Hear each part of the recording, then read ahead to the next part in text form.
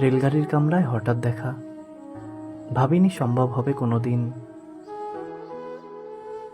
আগে ওকে বারবার দেখেছি লাল রঙের শাড়িতে, ডালিম ফুলের মতো রাঙা। আজ পরেছে কালো রেশমের কাপড়, আঁচল তুলেছে মাথায়, দোলন চাপার মতো চিকন গৌর মুখখানি ঘিরে। মনে হলো কালো রঙে একটা গভীর দূরত্ব ঘনিয়ে নিয়েছে নিজের চারদিকে, যে দূরত্ব সর্ষে খেতে শেষ সীমানায়, শালবনের নীলাঞ্জনে। থমকে গেল আমার সমস্ত মনটা, চেনা লোককে দেখলে অচেনার গাম্ভীর্যে। হঠাৎ খবরের কাগজ ফেলে দিয়ে আমাকে করলে নমস্কার। সমাজবিধির পথ গেল খুলে, আলাপ করলেম শুরু। কেমন আছো, কেমন চলছে সংসার, ইত্যাদি। সে রইল জানলার বাইরের দিকে চেয়ে, যেন কাছের দিনের ছোঁয়াচ পার হওয়া চাহনিতে।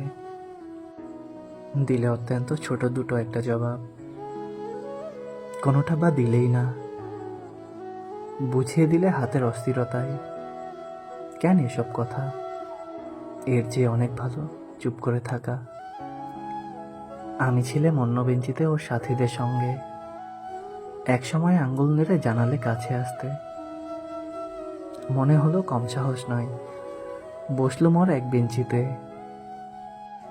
গাড়ির আওয়াজের আড়ালে বললে মৃদু স্বরে, কিছু মনে করো না, সময় কোথা সময় নষ্ট করবার।